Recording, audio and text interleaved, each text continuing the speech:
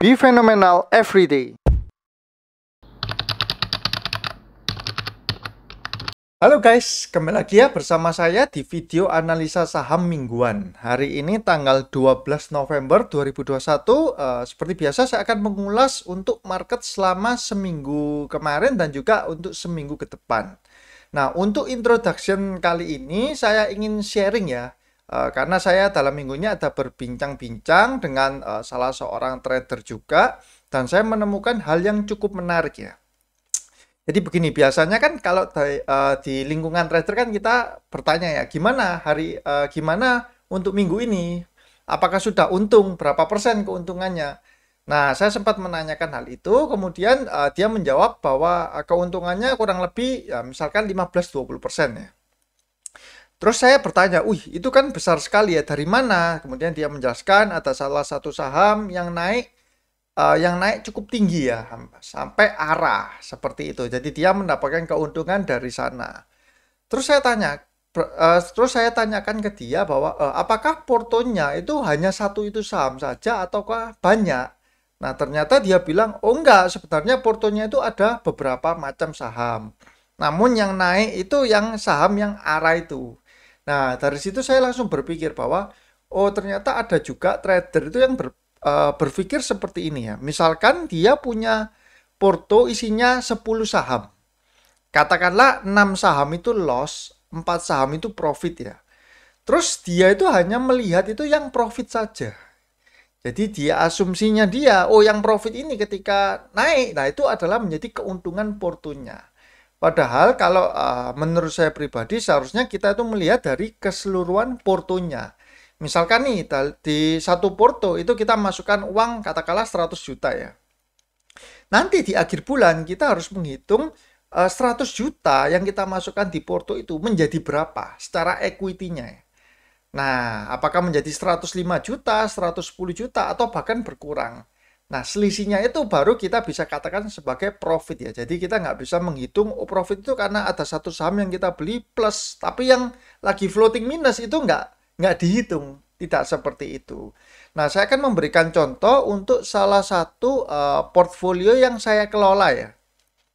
Bagaimana cara saya untuk mengelola portfolio, dan kalau teman-teman merasa cocok bisa teman-teman terapkan juga. Ini portfolio untuk full trading. Nah, ini jadi saya mempunyai akun yang atas nama istri saya ini ya, Angela Listiarini. Di sini kita isi saldonya itu 50 juta.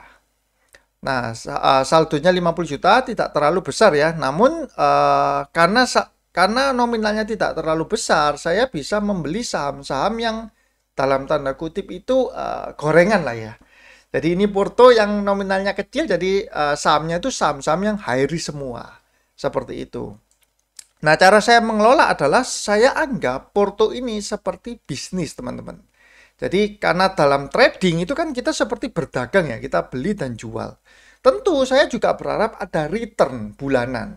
Oleh karena itu, ketika saya tahu bahwa saya masukkan uang 50 juta, artinya itu seperti saya setor modal 50 juta.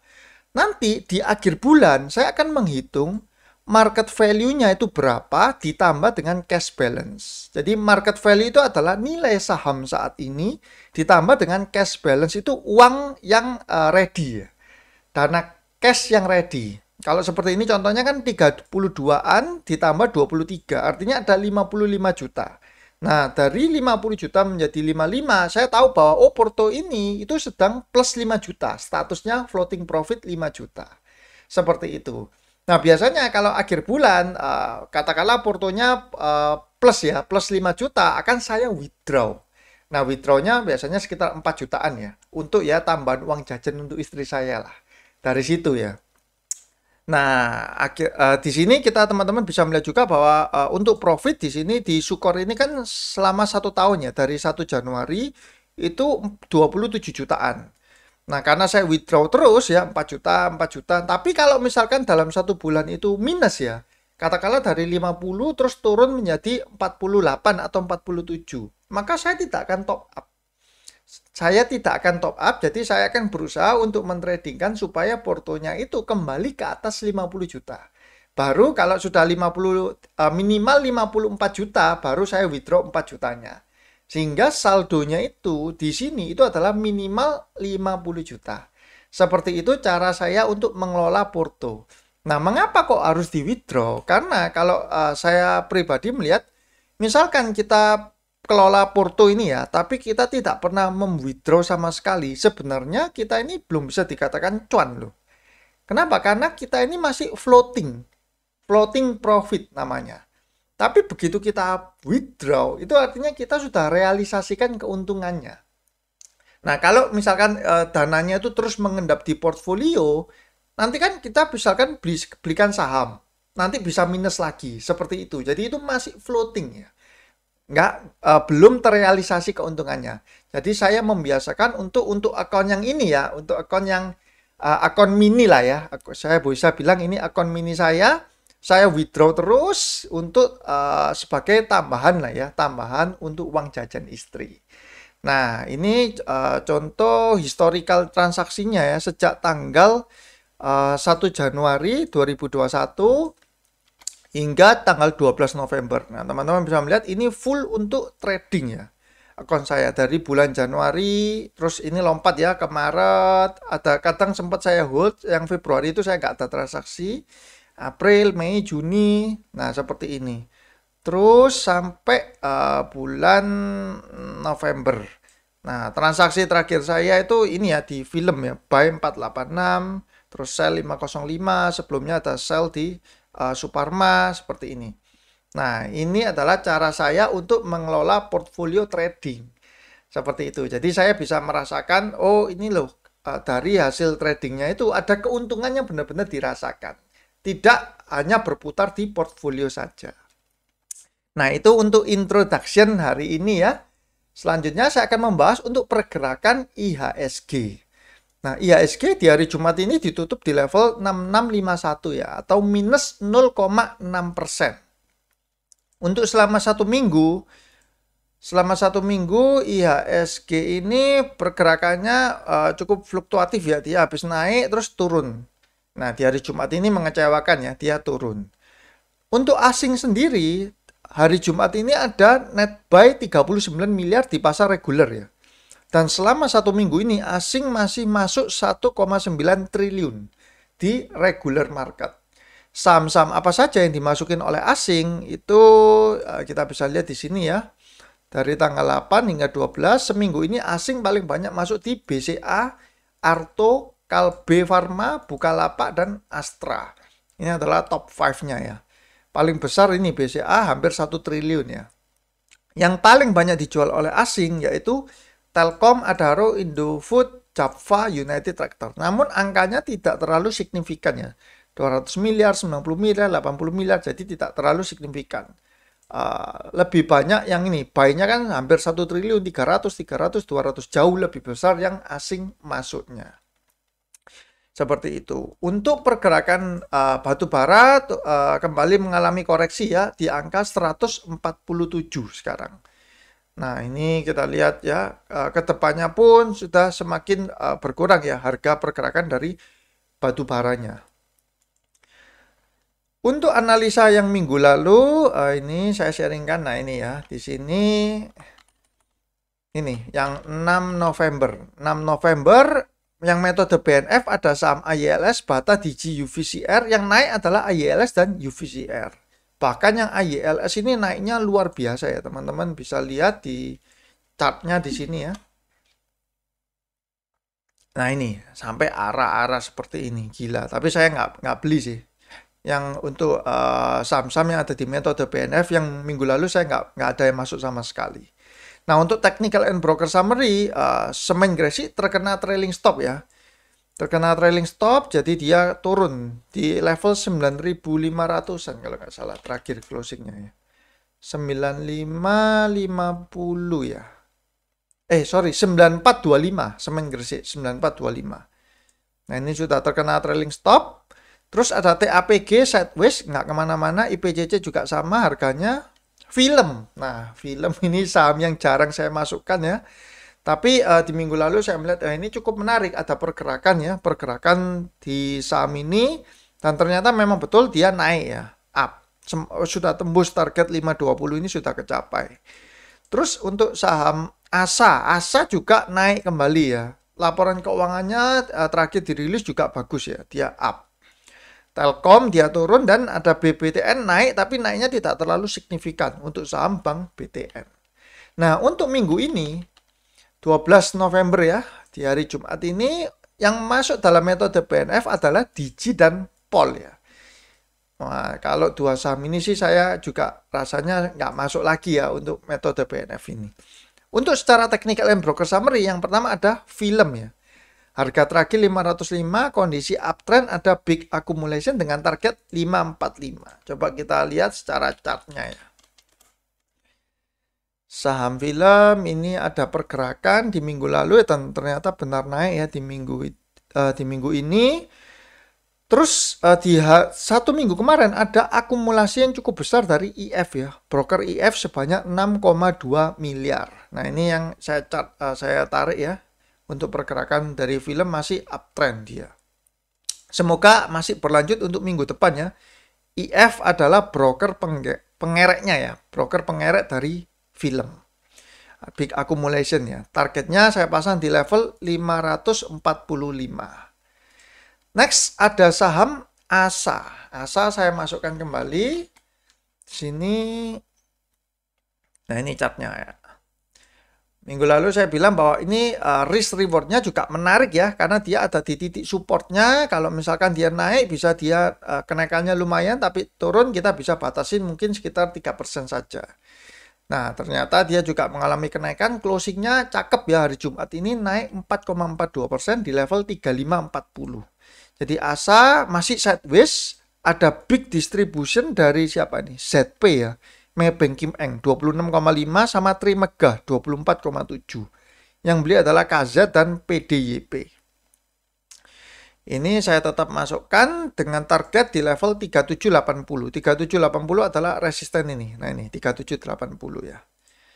Next ada saham IPCC. IPCC ini kembali saya masukkan lagi.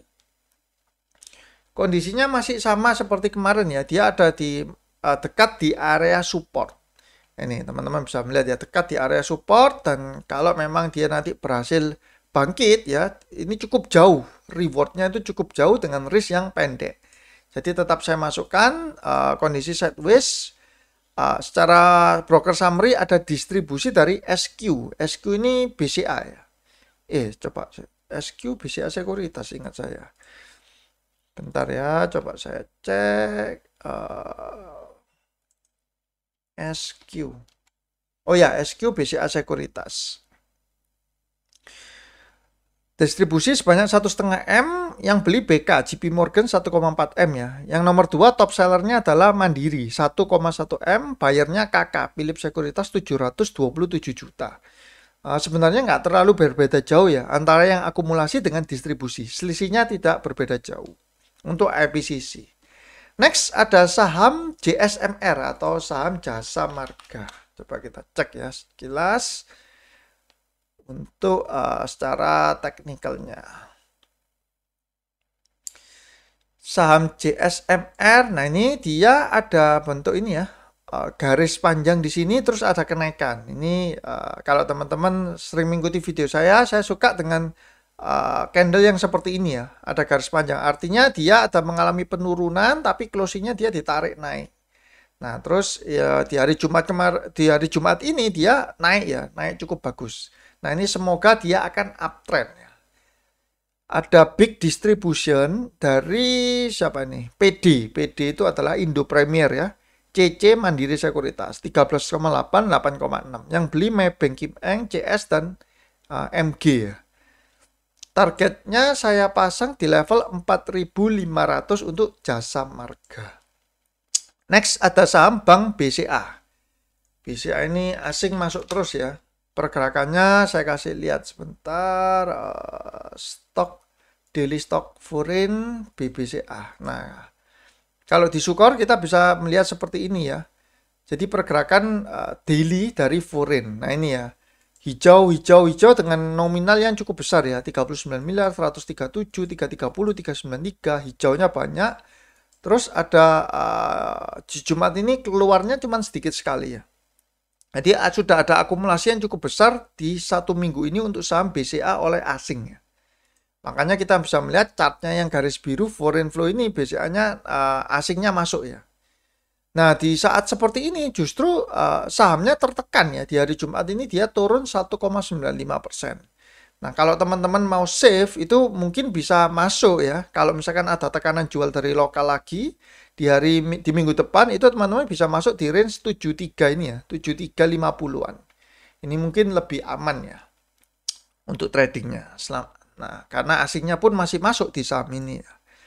Targetnya saya pasang di level 7.900 dengan yang membeli adalah YU. YU ini CMB Niaga 218M. Yang jualan GR, kaset ini ya, CC. Yang beli YU, ZP, CS ya. Ini asing ya. Untuk 3 sekuritas ini. Terus ada saham Astra, ASII. Ini saya masukkan lagi di sini saham dari Astra. Nah, saham Astra ini chart yang sudah saya buat kapan hari ya. Dia sudah mendekati level resistennya ya. Terus untuk secara foreign ada tarikan masuk, jadi saya melihat ada momentum ini. Momentum untuk Astra bisa break resistennya dan melanjutkan uptrend ya.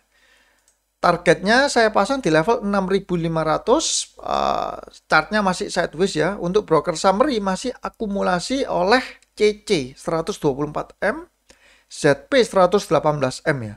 Yang berjualan RX 118, namun yang kedua nominalnya tidak terlalu besar ya, YU 64M. Nah, semoga Astra juga bisa ngebreak resisten ini sehingga melanjutkan penguatannya untuk next week. Dan terakhir, saya masukkan saham P1. Pakuwon. Nah, Pakuwon sendiri ada mallnya ya di Surabaya, yaitu di PTC atau Pakuwon Mall. Itu saya juga sering ke sana ya, karena di daerah Surabaya Barat. Pakuwon, nah ini teman-teman bisa melihat ya, sejak menembus MA 200-nya dia uptrend ya. Dia uptrend belum patah. Uptrendnya untuk foreign-nya pun juga masih masuk terus-menerus ya. Jadi ini Pakuwon saya masukkan. Ada big akumulasi dari YU 19,8M dan AK 11,4M ya. Yang berjualan sekuritas CC ya, Mandiri dan RF. Ini 9,7 miliar. Target untuk Pakuwon saya pasang di level 565 di minggu ini. Nah, ini adalah saham-saham yang menjadi watchlist saya ya untuk minggu depan, dan mungkin ada beberapa saham lagi yang akan saya bahas sekilas, yaitu saham yang pertama itu Bank Bukopin ya. Bank Bukopin ini saya pertama sempat menulis di grup Telegram Stockholik ya, kurang menarik. Nah, namun waktu itu saya ternyata salah melakukan perhitungan, di mana saya tidak menghitung bahwa Kukmin itu di prospektusnya akan menebus semua ya. Jadi dia akan mempunyai sekitar 67% ya saham dari Bank Bukopin. Nah, ini ya. Dari rek issue sekitar 7 triliun itu ternyata Kukmin Bank itu bersedia menebus semua dan plus menjadi standby buyer sebesar 700M. Nah, oleh sebab itu saya langsung bilang di grup Stockholik bahwa kalau sampai dia pecah dari ARB-nya itu kita bisa buy. Nah, kenapa? Karena berarti sudah ada tekanan untuk beli ya. Ternyata di hari Jumat ini ketika dia opening di ARB, dia berhasil bangkit ya dari ARB-nya dan closing-nya juga di level 374 BBKP ini. Harga right issue-nya ini rendah sekali soalnya di level 200-an. Jadi kalau teman-teman buy terus teman-teman mendapatkan saham right-nya, itu right-nya itu harga tebusnya rendah 200-an. Seperti itu ya. Sama ada saham CPRO ya. Nah, namun CPRO ini saya nggak menikmati keuntungan ya dari kenaikan CPRO ini. Dia soalnya gini, tahun 2017 itu saya sempat trading. Iya, sekitar 2017 itu saya sempat trading di saham CPRO itu. Dan saya ingat bahwa broker penggeraknya adalah MU ya. Kode sahamnya MU. Kode brokernya itu MU. Nah, waktu itu dia naik, terus langsung nggak lama itu dibanting hingga tidur 50 lagi. Seperti itu. Nah, awalnya saya mengira bahwa, oh ini akan kemungkinan terjadi hal yang serupa. Jadi, habis dibangkitkan, terus nanti akan ditidurkan. Nah, terus keluar laporan keuangan ya, laporan keuangannya yang fantastis ini. Teman-teman bisa melihat itu net profitnya 2 triliun. Cuman teman-teman harus perhatikan ya, operating profitnya 600 miliar, net profitnya 2 triliun. Berarti dia net profit bukan dari operasi usaha ya.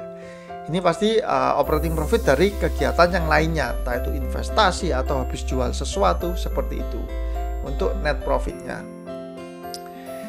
Nah, cukup sekian ya untuk video kali ini. Semoga dapat menjadikan referensi teman-teman. Semoga teman-teman dalam trading bisa profit ya, profit selalu, dan jangan lupa untuk jaga kesehatan ya. Walaupun kondisi COVID kan sekarang sudah membaik ya, jauh membaik, tapi tetap kita harus patuhi protokol kesehatan. Jangan sampai seperti di negara-negara sebelah yang kembali naik ya kasus COVID-nya. Jadi semoga teman-teman juga sehat selalu, profit selalu, dan cuan selalu. See you guys.